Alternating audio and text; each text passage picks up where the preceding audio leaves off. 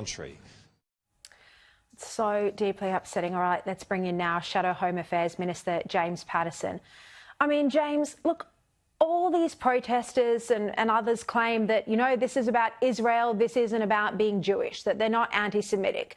Well, graffiti like that, Jew die, just shows what a mockery their claims are. And I strongly believe that right now, if you're denying Israel's right to exist, that anti-Zionism is indistinguishable from anti-Semitism. What do you think? Of course, that's exactly right, Shari. Scratch the surface on almost every vehement anti-Zionist and you will find an anti-Semite. If they're smart enough, they couch the language in terms of Zionism and the State of Israel, but it doesn't take much before you get to what's really underlying all of it, and that is a hatred of Jewish people and racism towards the Jewish community.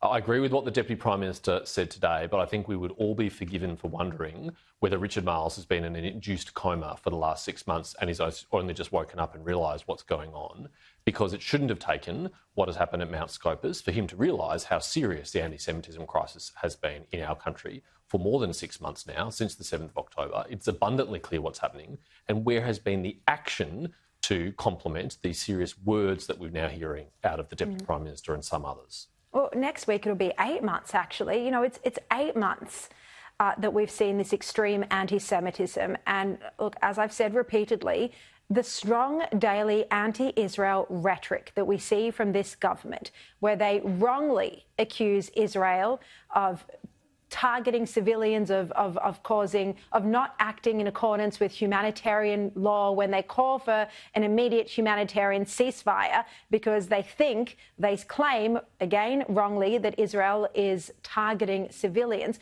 Well, all of this sends the message to people on the street, to Australians, that, you know, Israel isn't behaving properly, isn't behaving in accordance with international law, and this is part of what's driving the anti-Semitism. So doesn't the government have to take some responsibility for the levels of anti-Semitism that we're seeing? Of course they do, Shari. That's exactly what they should do. But the Prime Minister right now can't even control his own caucus when it comes to these questions. He's had Senator Fatima Payman out there the previous week endorsing a phrase which the Prime Minister has said is a very violent statement, which has no place in Australia.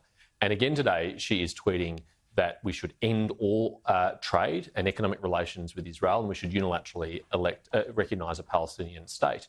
I mean, what she knows is there are no consequences for defying a weak Prime Minister. And if the Prime Minister can't even control his own caucus, what hope does he have defending the Jewish community against these unprecedented levels of anti-Semitism? And look, he's barely lifted a finger to even try defend the Jewish community, in my opinion. Now, Immigration Minister Andrew Giles, well, his order, apparently, to go soft on foreign-born criminals who have ties to Australia has continued to haunt him. The Australian today reporting that thanks to the Immigration Minister's Direction 99, a child rapist was allowed to stay in the country. Now, James, this New Zealand-born man reportedly raped his 14-year-old stepdaughter while his wife was giving birth to his child in hospital. Surely Andrew Giles has to resign for this. How does it get worse than this?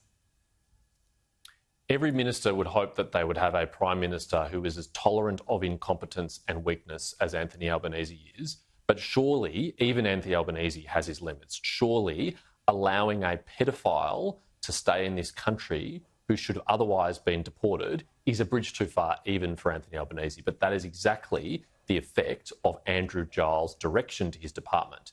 Because under Andrew Giles and under this direction issued in January 2023, he told his department, and therefore also the AAT and other bodies that consider their decisions, that as a primary consideration, they must evaluate the connection of this person to Australia. And if they have a connection to Australia, regardless of the level of their offending, they must be allowed to stay in Australia. And there's now been not just one case like this, but dozens of cases like this.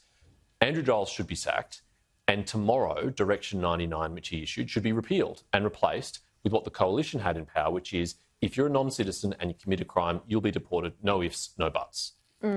Look, this is a major issue, and it's unbelievable how many lives Andrew Giles has. And I think Anthony Albanese boasts about the fact that he hasn't lost a minister in his first term as Prime Minister, but it is nothing to boast about, because when you see this much incompetence, and it has affected public safety, we have seen people who've been allegedly bashed, assaulted, injured by some of these released detainees, then this is affecting public safety. Decisions directly made by his government, he's got to go. It's a sign of weakness that he won't sack him, not something to boast about.